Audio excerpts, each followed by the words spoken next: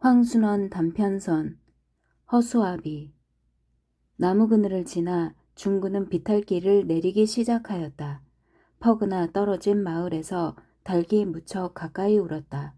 중구는 마을이 가려지는 소나무 사이에서 갑자기 가슴속 깊이 흐르는 비릿한 나무찜 냄새를 느끼면서 빈 기침이 치밀어 올랐다. 잇따른 기침에 중구는 단장을 놓고 주저앉아 흙을 긁어쥐며 커다란 가래덩이 하나를 뱉어내었다. 중군이 긁어진 흙이 불개미집이었다. 옆에서 빨간 개미가 오그르르 송충이에게 달라붙어 있었다. 중군은 가래덩이를 피해 앉아 거의 동그라미를 그리다시피 꼬부리곤 하는 송충이를 들여다보았다. 송충이가 꼬불거리며 뒤칠 적마다 개미떼가 떨어져 나가 굴다가는 다시 조그만 촉각을 가물거리며 송충이에게로 기어들었다. 송충이의 꼬부라뜨리곤 하는 사이가 점점 길어지면서 동그라미도 차차 틈이 벌어져 갔다.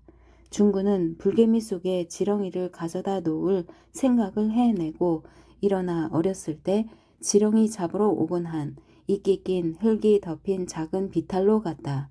중군이 꼬챙이에 눅진한 지렁이 한 마리를 걸쳐 들고 돌아왔을 때에는 송충이가 겨우 몸을 비틀 뿐이었다. 그러다가 그저 개미떼가 들끓어 움직이는 것이 송충이가 몸을 비트는 것처럼 되곤 하였다. 중구는 꼬챙이의 지렁이를 개미집에 떨구었다. 지렁이가 꾸무럭거리고 개미떼가 막 흩어졌다. 중구는 쥔 꼬챙이로 지렁이의 허리를 눌렀다. 누른 꼬챙이를 중구는 땅에 비비기 시작하였다. 꼬챙이 끝에서 지렁이가 곧 두 토막이 났다. 두 토막이 난 지렁이는 제각기 한 마리의 지렁이가 되어 기어가는 것이었다. 대가리와 꼬리가 각기 한 마리씩 되어 각기 다른 데로 기어가는 지렁이를 지켜보다가 중구는 다시 한 토막의 지렁이를 두 토막으로 끊어서 개미떼에게로 굴리고는 일어서고 말았다. 마을 어귀에 서 있는 백약나무 이파리가 아침 햇살에 빛나고 있었다.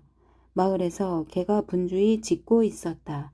중군이 이렇게 가까이서 듣는 개의 짖음을 이번에는 멀리서처럼 흐리게 들으며 마을로 들어섰다. 명주가 애를 업고 길 옆에 어정거리며 서 있었다. 명주의 등에서 애가 급작스레 울며 개의 짖음을 지워버렸다. 명주는 넌 왜 울기만 하니? 하고는 애 궁둥이를 힘껏 두들겼다.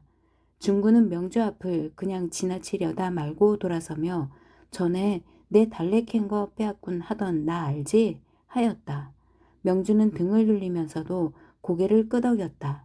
중구는 명주의 검디 검은 머리칼로 눈을 주면서 현기증 비슷한 것을 느꼈다.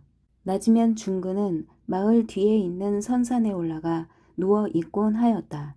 느리게 비탈진 바로 아래 초막에서 제동 영감이 바로 이형 끝에 친 거미줄을 걷는 것이 보였다.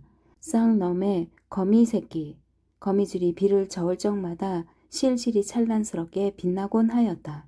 거미줄을 다 걷고 나서 비를 뜰 한 구석에 세워놓고는 제동 영감은 벌통으로 가 앉으면서도 다시 쌍놈의 거미 새끼 다 죽에 없애야디 하고 중얼거렸다. 제동 영감은 이번에는 날아드는 벌을 지키다가 이따금 한 마리씩 손가락으로 눌러 비비곤 하였다. 검고 작은 것이 제동 영감의 손가락 끝에서 굴러 떨어져 나갔다. 명주가 자작나무께로 애를 업고 나타났다. 건 왜 죽이우? 이제부터 수펄이란 놈은 꿀만 처먹으니낀. 중구는 죽어 떨어지는 수펄을 세고 있었다. 정 꿀 좀 주구래. 꿀을 벌써 치나? 요새도 개 보채니? 그럼요. 명주는 자작나무 껍질을 뜯으며 오만이 저지 나야 뭘 하디. 젠년 치라도 좀 주구래. 그게 여태 남았나 원? 명주는 자작나무 껍질만 뜯어내었다. 제동 영감이 명주의 등 뒤로 가 애의 발을 끌어다 혓바닥으로 핥았다. 애가 울기 시작하였다. 제동 영감은 이빨 없는 검은 잇몸을 드러내고 으흐 이며 웃었다. 명주는 제동 영감의 얼굴을 향해 자작나무 껍질을 던졌다. 제동영감은 그냥 으흐이며 애발 곱다 하고 애의 발을 쥐어다 다시 핥았다. 에이 더러! 제동영감의 검은 잇몸이 다시 웃기만 하였다. 그러니낀 놓친 내가 도망가디.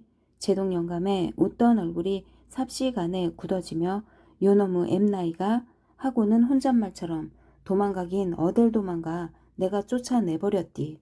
무에나 애끼디 않는 년을 내쫓디 않고 뭘 할꼬 하였다. 명주가 이번에는 칭얼거리는 애를 엉덩이를 들썩거려 달래며 그름 놓친 내 또 얻어 오소 그래 하고 속으로 웃었다. 제동영감은 그저 굽은 등으로 구석에가 삽을 잡았다. 뭘 할래는 거요? 또 최무지하려고. 내년엔 고구마를 기껏 많이 심을란다. 중구는 며칠 전 일이 생각혔다.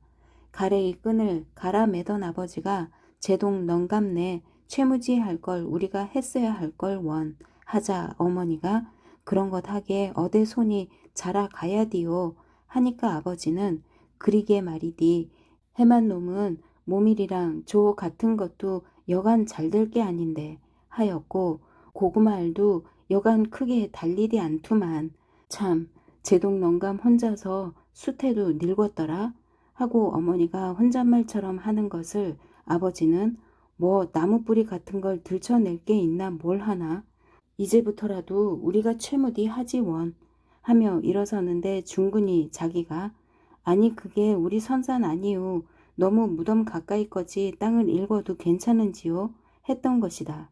제동영감이 삼날로 자작나무에 친 거미줄을 걷어내고 삽을 어깨에 메었다. 고구마 매달만 주소고래. 아직 알이 안 들었어. 한 알만 캐보소 고래. 요게 하고 제동영감은 손가락으로 명주의 볼을 찌르려다 말고 나직이 이따 해딘데매 오간 하였다.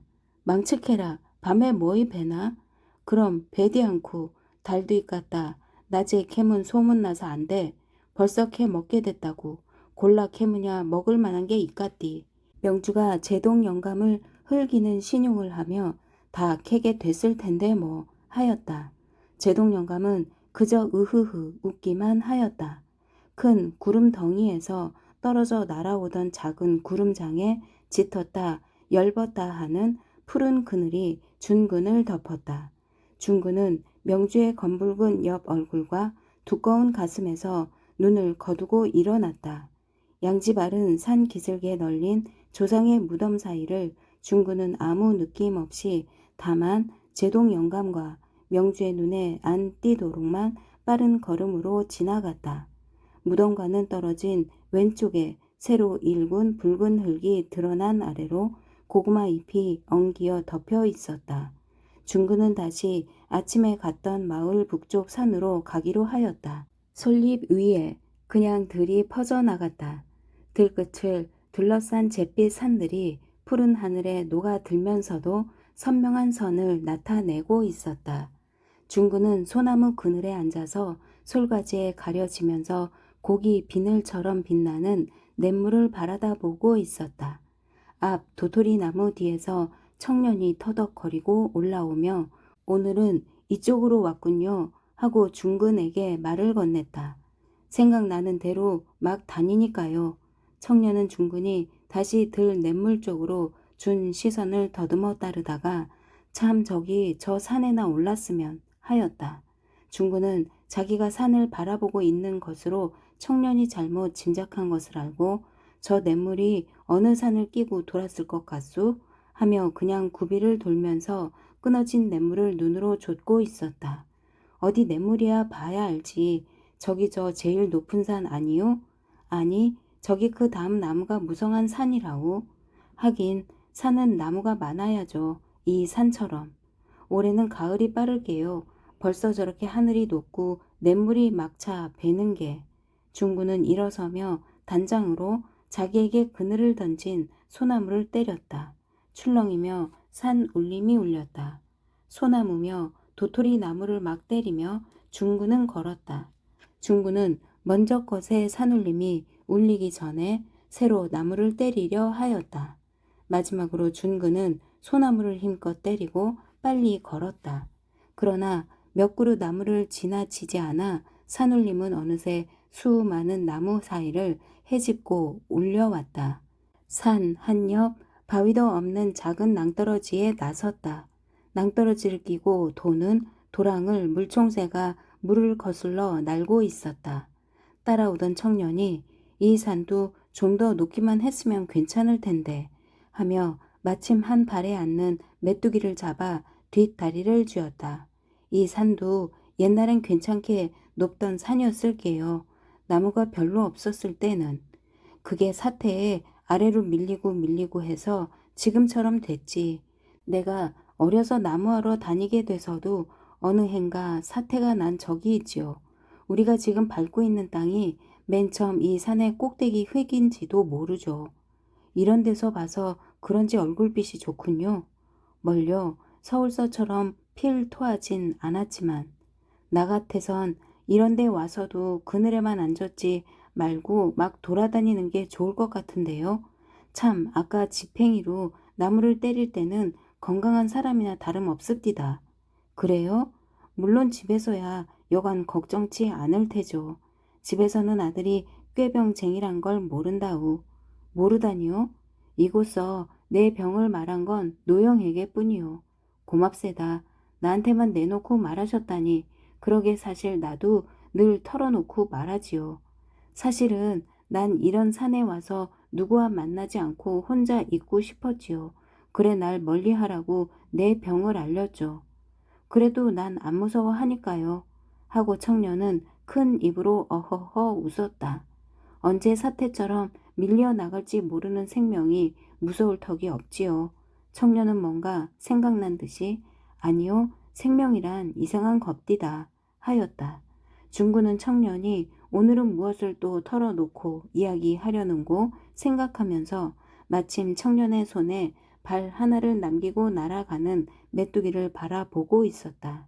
애벤 아내의 배를 찬 적이 있어요. 참 어찌 됐수? 막 공중거리로 넘어지는데 결김에 차 놓고도 겁이 나둔요. 아니 부인과 해진다든 거 말여? 거야 가을 전일은 꼭 결판을 낼 생각이죠. 하고 다물면 길어지는 입을 한번 꽉 다물고 난 청년은 그러고 쓰러져 배를 안고 낑낑거리며 돌아가는 게 또 어떻게나 미운지 그걸 또 내리찌었지요. 그랬더니 그년의 소리가 뱃속에 애야 무슨 죄가 있느냐는 거예요. 그리고 쓰러진 채 쳐다보는 눈이 어떻게나 빛나던지 여태 면바로 얼굴을 쳐들지도 못하던 게 하고 이번에는 두꺼운 눈꺼풀 속에서 눈을 빛내었다. 그게 어머니라는 걸게요. 글쎄요. 그래 낙태나 해버렸으면 했는데 사실은 속으로 낙태하면서 어미꺼지 직사했으면 하고 여간 바란 게 아니죠. 그런데 그렇게 단단히 차였는데도 그냥 뱃속에 붙어 있더군요. 생명이란 참 이상합디다. 그러던 게 막상 애를 낳으니까 아내 그건 더 미워져 가도 애 고놈은 밉지 않거든요. 중근이 청년과 그의 아내 사이가 애로 인해서 일없이 이어지기 쉽다고 생각하고 있는데 마을 쪽에서 낫 달기 울었다. 문득 중근은 밤의 명주가 고구마 밭에 갈지도 모른다는 생각을 하며 봉오리만 단 들국화 가지를 마구 꺾었다. 초저녁에 마을에서는 밀집 모닥불을 피우고 애들이 헌 집세기를 하늘로 던지면 박쥐들이 집세기를 따라 내려왔다. 검은 창호지에 난 조그만 구멍으로 별들이 새어들 뿐이었다. 어둠 속에서 준그는 미열이 나기 시작하였다. 준그는 어둠 속을 더듬어 남포알을 빼 볼에 가져다 대었다. 남포알이 준군의 열을 옮겨갔다. 한자리에서 사늘한 기운이 없어지면 준그는 남포알의 다른 면으로 돌리곤 하였다.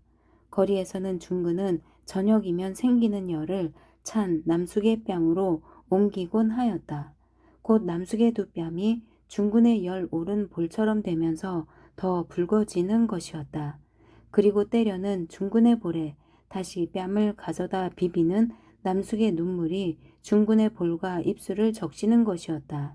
중군의 눈물이 한 줄기 남포 아래 흘러내렸다. 중군은 저도 모르게 행복자라는 말을 속으로 외며 남포알을 도로 끼웠다. 그리고 성냥을 그어 난포에 불을 켰다. 심지에서 낸내가 피어나왔다. 까맣게 그을은 천장을 쳐다보며 중구는 어버이의 살림이라는 것을 느낀 듯하였다. 그러나 깊이 들이마셔보는 낸내는 곧 속을 흐리게 할 뿐이었다. 그러다가 중구는 천장까지 거의 올라닿은 자기의 그림자가 난포불 흔들거리는 것과 어긋나 별나게 쭈그러지는 것을 발견하자 일어나 창문을 열어젖혔다. 뜰 안에 슬슬 연기를 올리던 쑥불이 불길을 일으켰다. 장독대 옆에 해바라기와 장독이 달빛 속에서 더 분명히 제대로 나타났다.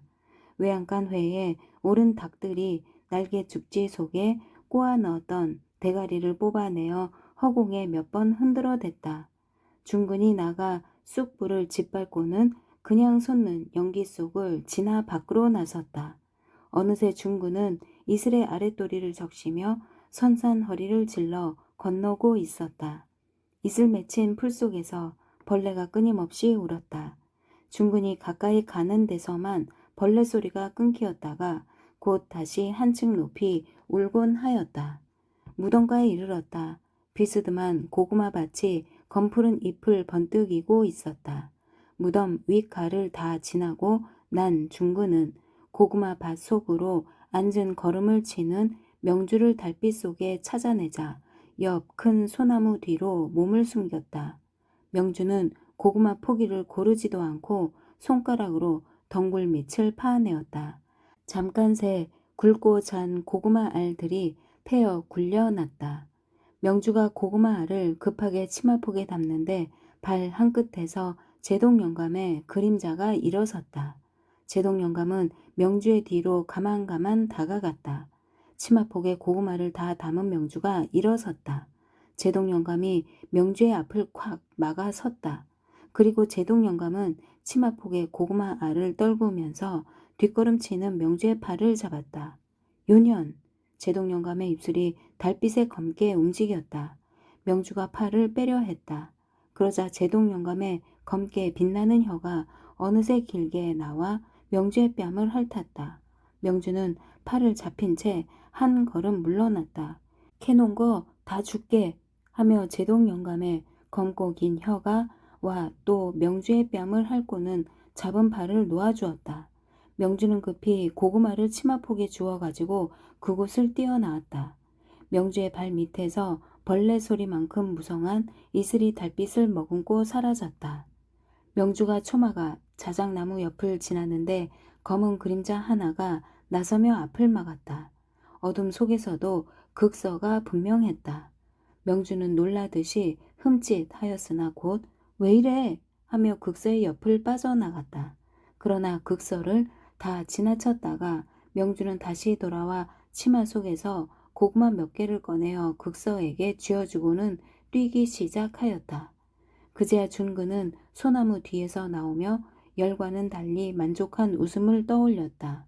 준그는 낮에 오조 도리깨질하는 옆에서 긴 막대를 들고 오지도 않는 닭쫓기를 하며 해바라기를 하고 있었다.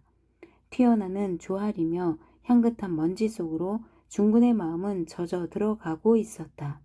그러나 도리깨가 내릴 적마다 주름 많은 얼굴이 흔들리면서 땀이 뿌려지는 아버지와 빈 막대를 들고 앉았는 자기와는 인연이 없는 것 같이만 느껴지면서 막대를 던지고 중구는 안뜰로 들어섰다. 작두가 외양간 기슭에 나를 젖힌 채로 있었다.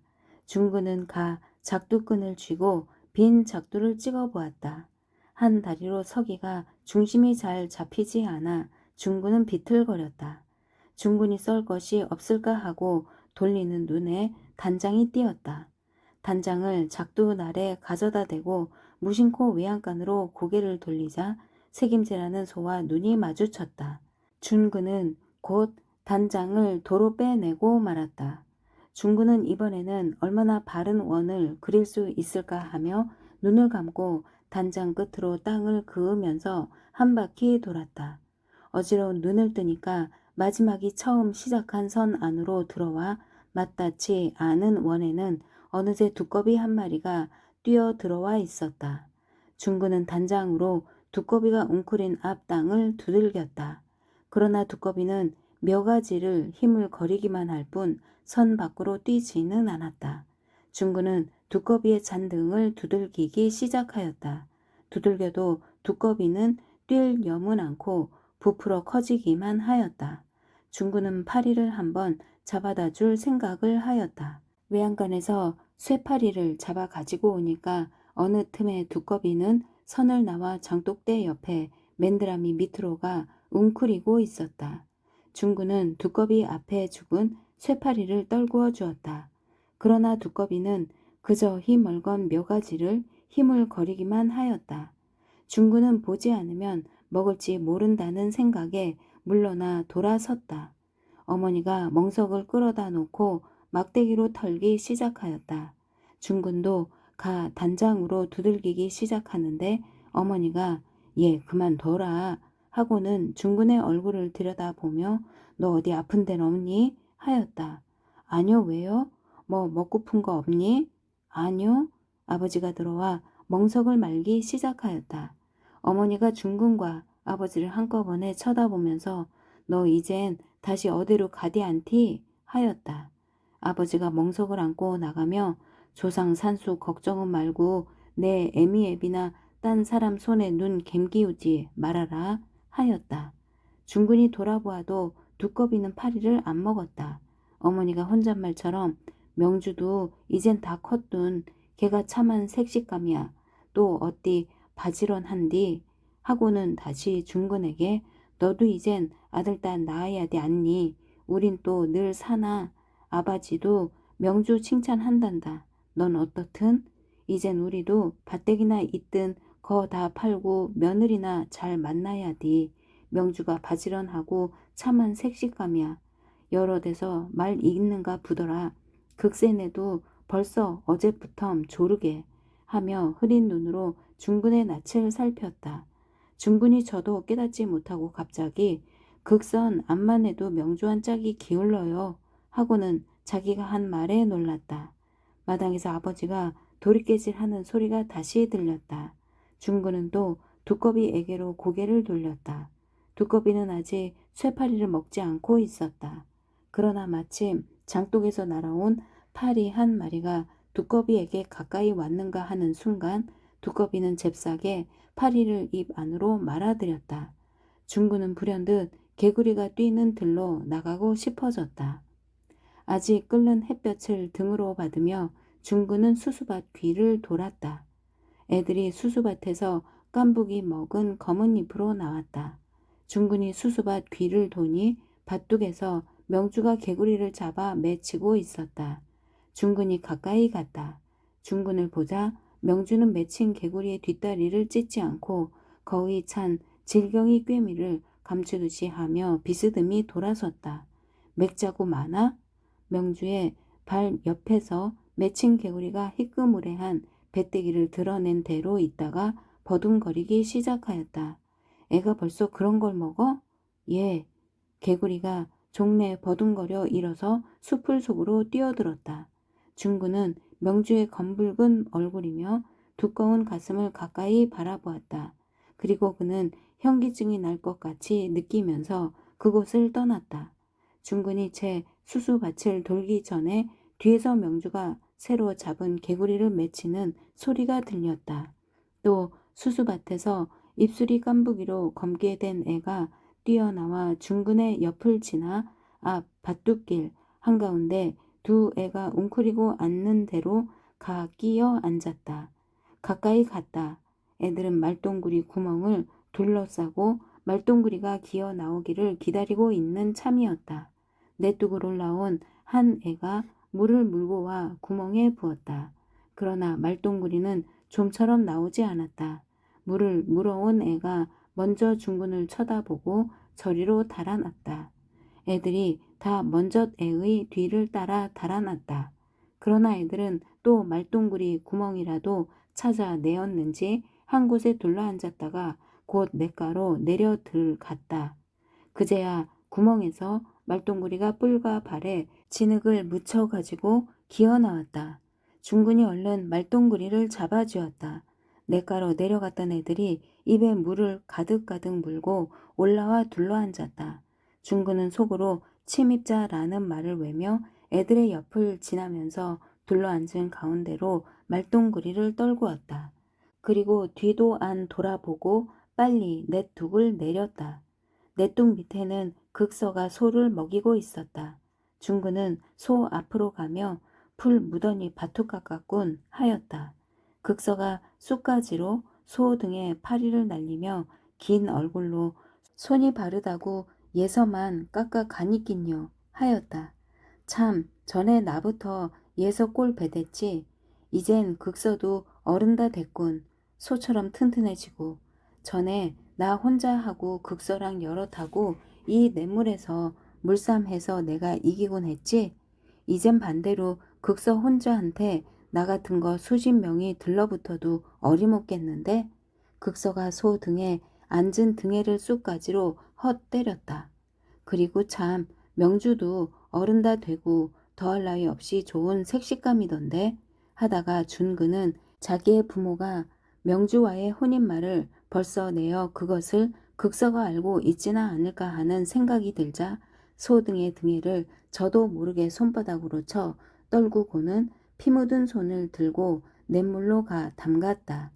준그는 등에의 피가 다 씻긴 손을 그냥 물에 담근 채 이 구비가 산에서 내려다 보인 구비 가운데 어느 구비일까 하며 고개를 산 쪽으로 돌렸다. 산에는 검푸른 나무들이 빽빽이 들어서 있어 준근이 가곤 하는 자리조차 쉬 어림잡을 수 없었다. 준근은 큰 참개구리로만 거의 찬 버드나무 꿰미를 들고 청년의 뒤를 따르고 있었다. 뒷다리를 찢겨 내장이 나온 개구리를 피해 걷기에 준근은 애썼다. 새로 개구리 뒷다리를 찢어낸 청년은 개구리 뒷다리엔 이렇게 단번에 찢어내야지 못 써요. 살에 피가 뭉치니깐 하고 아직 희물희물 경련을 일으키는 개구리 뒷다리를 준근에게 내주었다. 이제 그만하지요. 좀 더 잡아야지 고까지껏 먹을 나위 있수? 하며 청년은 다시 발로 풀숲을 헤치기 시작하였다. 참 개구리를 골라 잡아 맺힌 후 대가리를 짓밟은 청년의 훌렁 걷어 올린 다리로 중군의 시선이 또 갔다. 이상한 다리였다. 무릎 위가 긴데 비해 아래가 무척 짧은 청년의 다리는 종아리와 발목의 구별이 없이 그저 굵게 밋밋하였다. 청년은 지금도 그런 다리로 상체만 남아 아가리를 벌리곤 하는 개구리를 풀 속에 차 넣는 것이었다. 중근이 한번 구워 먹고 또 합시다 하니까 그제야 청년은 그럴까요? 하며 새로 찢은 개구리 뒷다리를 쥔 손등으로 이마의 땀을 씻어내었다. 뒷다리의 한 끝이 청년의 이마에 닿으면서 피를 묻혀 놓았다. 그러나 청년은 깨닫지 못한 듯이 이번에는 마른 김풀을 줍기 시작하였다. 중군도 내장 나온 개구리를 밟지 않도록 하며 김풀을 주었다. 마른 김풀에서는 풀 냄새보다도 흙냄새에 섞여 도리깨에 맞아 떨어지던 조알의 냄새가 풍겼다. 새로 김풀을 쥐려던 준근이 놀라 뒤로 물러나고 말았다. 내장을 뒤에 달고 있는 개구리가 김풀 속에서 기어 나오고 있었다. 다음 순간 준근은 생에 대한 어떤 더러운 미련을 암시나 받은 듯이 느껴지면서 기어 나오는 개구리를 힘껏 풀 속에 차 넣었다. 준근은 다음부터 긴 풀은 안 죽고 그런 내장을 뒤에 단 개구리만 풀 속으로 차 넣기 시작하였다. 청년이 벌써 길 옆에 꼬챙이로 얼거리를 해놓고 김풀의 성냥을 그어대고 있었다. 준근이 누런 김풀 연기에 꿰미를 올려놓았다. 좀 있다 청년이 꿰미를 뒤집어 놓으며 참 맛있는 냄새 나눈 하였다. 준근은 진을 내면서 검붉게 변하는 개구리 뒷다리를 지켜보다가 치미는 구역질을 참으며 고개를 돌렸다. 사실 맛도 좋지요. 자 이젠 익은 걸로 골라 드시오. 어디 먹힐 것 같지 않군요. 아니 왜 그러우? 먼저 구워 먹자고 끌고 오더니 어려선 참 잘 먹었는데 청년은 하나 꺼내어 재도 안 불고 살을 뜯으며 먹어만 봐요 맛이 어떤가 참 소화가 안 될까봐 그러우 하였다. 소화도 잘 안 되지요. 미리 겁내면 안 돼요. 막 먹어야지. 난 돌이라도 먹으면 색이겠습디다. 중군이 그중 많이 탄 것을 하나 골라 불 속에 더 깊이 파묻었다. 아니 그렇게 타면 맛있나요 원. 참 이리로 이사 오기 전 동리엔 무척 개구리가 많아서요. 애들이 고기제비는 않고 개구리만 잡아 구워들 먹지요. 지금 동리도 아주 이런 데서 보면 묻어내요. 포플라 나무가 우거진 게 하고 마을 쪽으로 눈을 준 채로 청년은 갑자기 생각난 듯이 아 참 오늘 장인이 오마 한 날이군 하고 걷었던 바짓가랑이를 내리며 글쎄 장mon가 뭔가는 내 다리가 언제부터 이렇게 밋밋하냐고 아주 병신처럼 여기지 않겠소 글쎄. 이렇다고 남처럼 뛰질 못하나 뭘 하나 자기네 딸 병신인 줄은 모르고 글쎄 배꼽 오른편 위에 적지 않게 달걀 만한 혹이 있어요. 그게 글쎄 좀만 세게 다쳐도 막 아파 못 견디겠다는군요. 애 낳기 전에 그거에 배를 찼을 때도 사실은 그걸 겨누고 찼죠. 그땐 저도 죽어왔을게요. 그게 병신 아니고 뭐요. 또 장인이란 게 맥힌 영감이 돼 나서 덮어놓고 살아달라누만요. 자 그럼 용서하시오. 하고는 뛰는 걸음으로 곧 수수밭으로 사라졌다. 수수밭에 달린 조밭 한 끝에서 명주의 머리와 소의 등이 움직이고 있었다.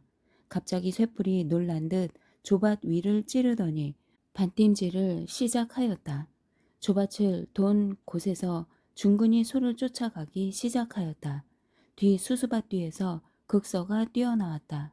극서가 중근을 따라 지났다. 중근이 다시 극서를 따라 지났는가 하자 그만 쓰러지고 말았다. 뒤이어 극서와 명주가 중근을 지나쳤다. 중근은 구역질과 함께 피 섞인 가래를 도두어 뱉어내었다. 중근이 쓰러진 앞에 뻗어나온 뱀딸기 줄기의 열매가 피보다도 더 붉게 달려 있었다. 마을에서는 풋 병아리 울음이 여물어 갔다. 맨드라미 옆에 봉숭아는 꽃이라고는 다 지고 앉은 씨만이 햇볕에 여물어 혼자 튀어나고 있었다. 아직 개가 응달을 찾아 엎드려 있었다. 닭들도 그늘을 찾아 걷다가 개가 조용히 꼬리만 저어도 목을 오쫄거리며 달아났다. 중구는 문턱에 앉아서 난포알을 닦고 있었다. 뜰 한 구석 응달에서 아버지가 제동 영감에게 좌우간 내년부턴 우리가 채무지해 심으야 하겠쇠다 하였다. 글쎄 내년부턴 조를 심던 고구마를 심던 반작이면 반작 지덩 도지이면 지덩으로 하디요. 반작이야 올부터 하야디요.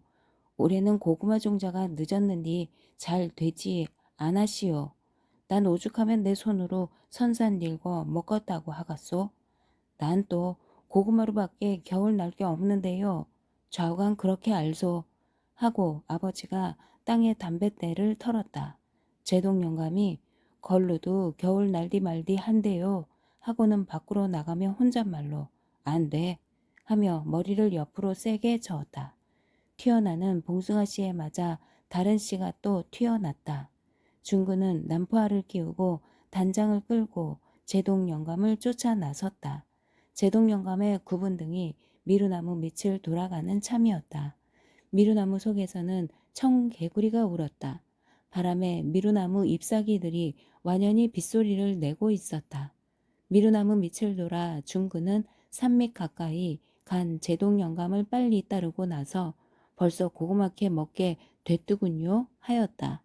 제동 영감은 중근에게 고개를 돌린 채 턱을 떨기만 하였다. 내일이라도 다 캐서 노누고 맙세다 하고 막 소리를 내어 웃으려던 중근의 입은 경련을 일으켜 일그러지고 말았다. 제동 영감은 초막 가까이로 가며 겨우 들리게 올 고구만 안 돼 하고는 머리를 옆으로 젓는 것처럼 하였으나 턱을 떠는 것과 분간할 수 없었다.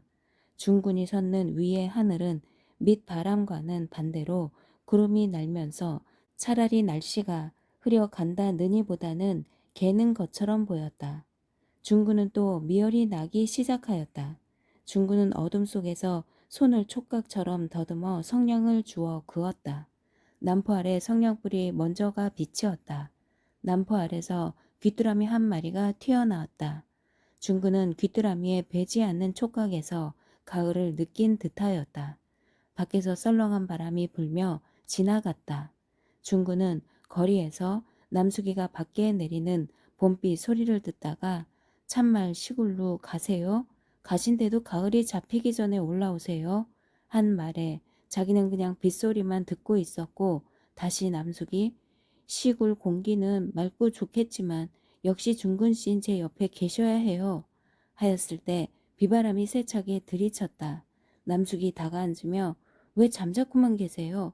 한 말에 자기는 그저 시골 가선 아무래도 부모에게 내가 폐병쟁이란 걸 알리지 않는 편이 좋을 것 같군 하였을 뿐이고 비에 섞인 바람 소리가 멀리로 불려가자 남숙은 나직이 그새 제가 어디 갔었느냐고 왜 안 묻는 거예요? 하는 것을 자기가 건강한 사람의 행동을 낱낱이 참견을 못하게 하니까 남숙이 병원에 갔었어요. 언젠가 중근 씨가 우리는 우리 대에서 마지막이 되는 게 옳다고 그랬죠? 피임 조절을 했어요. 하는 것을 자기는 또 남숙이까지 그렇게 자기 학대를 할 필요가 어디 있어 하였고 남숙이 나중에 가을에는 꼭 오셔야 해요. 이젠 더 중근 씨의 고향을 물어 알려고도 않을 테예요. 손가락 끝에서 성냥개비가 타들다가 꺼진 것도 깨닫지 못하고 있었다. 다시 중근이 성냥을 긋고 벽에 꺾여 움직이는 그림자를 발견하자 성냥개비를 내던지며 일어서 밖으로 나섰다. 중근은 무덤 사이를 질러 건너기 시작하였다. 그러다가 그는 서편에 기운 어슴푸레한 달빛 속에 산 허리를 내려오는 극서를 발견하고 서고 말았다. 그리고 극서가 향한 고구마밭 머리 그늘진 속에 섰는 명주를 겨우 알아볼 수 있었다. 벌레만이 한층 높게 울었다. 극서가 명주의 어깨를 끌어 돌렸다.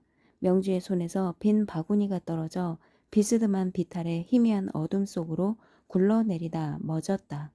명주가 오른손으로 앞 수수밭 머리를 가리켰다.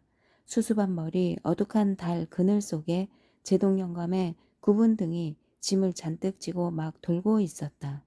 중구는 무덤 사이에 선 채 그제야 알 수 있을 만하게 헝클어진 고구마 밭과 거기 나란히 섰는 명주와 극서에게로 눈을 돌리며 아름다운 풍경이나 대한 듯이 비 머금은 바람을 맞으면서 얼굴 전체에 만족한 웃음을 떠올렸다.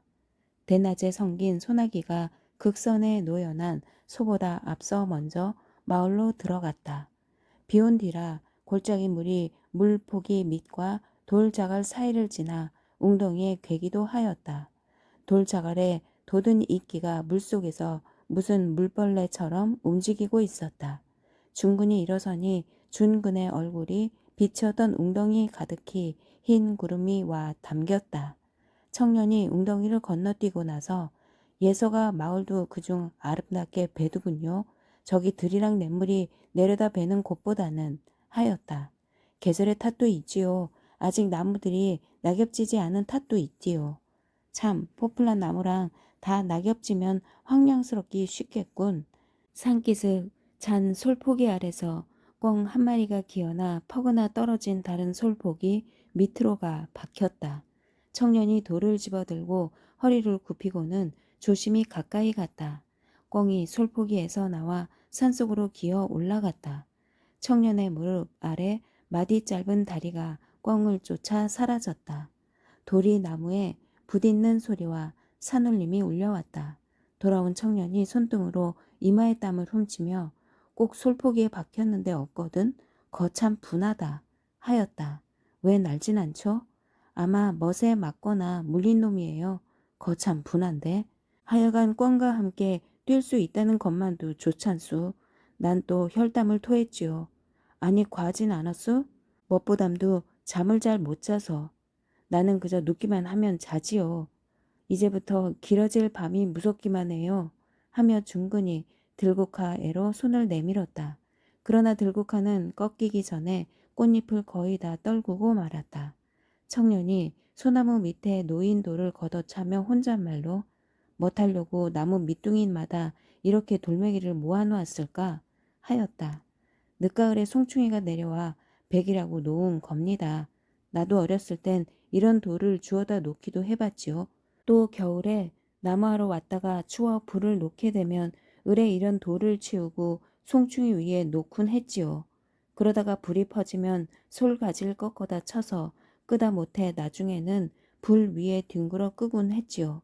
머리칼이랑 눈썹이 막 누린내가 나게 타지는 것도 모르고. 그때 내가 송충이 위에 불 놓아준 나무가 지금은 막 이렇게 컸어요. 그새 찍히운 나무도 많은 게요만. 난 이런 돌을 소나무 밑에 놓곤 했을 때가 제일 건강했지요. 청년이 이런 나무는 기둥감 넉넉할 것 같군 하고 나무 줄기를 어루만졌다. 그래 난 올 겨울은 황량한 마을에서 이곳 푸른 소나무를 바라보면서 지낼 생각이지요. 나무 그늘 속에서 명주가 난데없이 옆 소나무 뒤로 숨었다. 나무 밖에 나온 짧은 댕기를 명주의 손만이 나와 당겨갔다. 청년이 돌을 하나 집었다. 중구는 청년이 돌로 명주가 숨은 나무를 때릴 것을 알며 무심코 옆의 나무를 단장으로 때리기 시작하였다. 그러나 중군이 단장으로 나무 때리는 소리보다 더 큰 소리와 함께 거기 튀어나오는 돌 부스러기에 중군은 놀라고 말았다. 청년이 혼자 정통으로 맞눈 하며 중군의 옆으로 다가서며 그의 꽤 쓰겠군요 하고는 긴 입에 웃음을 퍼뜨렸다. 애 먹일 메뚜기라도 잡으러 왔을게요. 난 무에나 숨김없이 털어놓고 말합니다만 이런 좋은 일이 있어서 혼자만 있고 싶어 했군요. 하고 청년은 산울림이 울게 어허허 웃었다. 오해 마시오. 저에게는 벌써 극서라는 동네 소년이 정해져 있다오. 사실 난 있는 대로 털어놓는 성미입니다만 요새도 이혼 문제로 처가에 갔다가 개서 묻게 되는 날은 아내와 부분 관계를 합니다. 아마 이혼은 수삼일 내로 결말이 날게요만. 중구는 서울서 법학 공부를 한다는 이 청년을 새로이 쳐다보면서 두 토막으로 잘려도 하나하나 따로 살아나는 지렁이에 어느 토막인 듯도 하다는 생각을 하며 솔밭 속에서 잔디밭으로 나섰다. 청년은 내일부터 난 오전어야겠군 하고 크게 허허댔다. 중구는 개구리 구워 먹던 날 명준의 소가 노연한 것을 극서와 함께 잡으러 쫓아가다가 결국 극서한테 치고 쓰러져 혈담을 토하고 말았다는 말을 할까 하다가 되는 대로 그렇게 내놓고 말해주니 고맙소. 사실 나도 숨김없이 말한다면 자꾸 저에게 연정이 느껴져 못 견디겠소. 검붉은 볼이랑 두꺼운 가슴이랑 그걸 어떻게든 내 걸로 만들고 싶소. 내 건강한 애를 낳아줄 여자도 저애 뿐이지요. 요새는 막 밤만 되면 절 억지로라도 멀리 서울은 말고 아주 멀리 데리고 달아날까 하는 생각뿐이요. 하였다. 청년은 혼자 흥분하여 눈을 빛내었다. 중구는 참으로 오래간만에 소리를 내어 웃을 수가 있었다. 마을에 개짖는 가까운 소리를 도리어 흐리게 들으며 등 뒤로 햇볕을 받고 중구는 들로 나갔다. 들은 거의 수수가 익어 있었다. 메뚜기가 수수밭에거나 밭둑에거나 마구 날아다녔다. 시냇물은 더 맑게 더 차갑게 흐르고 있었다. 장포 잎 아래 감탕 흙에 개 허물이 잠잠히 엎드려 있었다. 붕어가 민첩하게 와 개 허물을 쪼았다. 그러나 개 허물은 가볍게 움직이고 나서는 그대로 감탕 흙에 잠잠히 엎드렸다. 중근이 도로 밭 새로 돌아서는데 청년이 밭둑기를 분주히 걸어오며 산에 암 배시기에 어디 있나 했더니 참 이젠 들이 좋을 깹니다. 날거니 잘하눈 하였다. 벌써 산은 추울 것 같아서요. 참새 때 한 무리가 밀려와 가을거지한 조밭에 앉았다. 청년이 생각난 듯이 참 또 혼자 있고 싶어서 이리로 나온 게 아니우 하고 언제나 같이 크게 어허허 댔다. 중근이 산에서 혼자 있고 싶어 한다고 한 말을 명주와 몰래 만나려는 계획이나 있었던 줄로 알고 있는 청년이 이번에도 들에서 명주와 남몰래 만나려는 것으로 알고 있음이 틀림없다고 생각하며 함께 따라 크게 웃으려던 것이 얼굴의 경련만 일으키고 말았다. 청년은 눈을 빛내며 그렇지 않아도 이제 혼자 있게 될게요 하였다. 오늘은 또 무슨 털어놓을 이야기를 하려는고 하며 준군이 뭐 결말이라도 났소 하였다. 오늘 안으로 다 끝장을 내려고 합니다. 한데 글쎄 이혼은 하게 됐는데 우스꽝스럽게스리 그게 애와 떨어지지 못하겠다고 하면서 애 유모라도 되겠다는 거예요. 어림도 없지. 글쎄 여태껏 애 그런 것한테 맡겨둔 것도 못한데 유모가 되겠다니 원 어림도 없지 하며 입을 길게 다물었다. 중구는 애로 인해서 청년과 청년의 아내의 사이가 무사해지기 쉽다던 추측이 여지없이 깨어짐을 도리어 유쾌하게 여기며 시원하겠수 하였다. 청년은 참 오늘은 바빠서요. 용서합시오. 아참 이젠 그렇게 햇볕을 등으로만 쬐지 말고 앞으로 쬐시오 하고 급하게 돌아섰다. 고맙습니다. 곧 청년은 조밭에 그냥 남은 허수아비에 가려지곤 하면서 수수밭을 돌았다. 허수아비 어깨에 산에서 날아오기도 하고 마을로 날아가기도 하는 참새와 메뚜기의 그림자가 무성하게 떨어지곤 하였다. 중군이 햇볕을 안고 눈을 감으면 참새며 메뚜기의 그림자가 자기를 겹겹이 둘러쌈을 느꼈다. 중군이 머리를 흔들었다. 그러니까 참새와 메뚜기의 그림자는 흰 눈이 되어 바람에 날리는 것이었다. 눈보라였다. 눈으로 어깨가 무거워 중군이 눈을 떴다. 높은 하늘과 햇볕이 중군의 어깨를 누르고 있었다. 중군은 그곳에 주저앉고 말았다. 옆 도랑에 괜 썩은 물에 날개가 째진 잠자리 한 마리가 꼬리를 담그면서 날았다. 중군은 조용히 잠자리에 꼬리가 지어놓은 썩은 물에 약한 그리고 둔한 파문을 지켜보면서 거리의 남숙에게 다시 온전한 여인이 되라고 하리라는 결정을 지었다. 먼 조밭 속에도 허수아비가 서 있었다.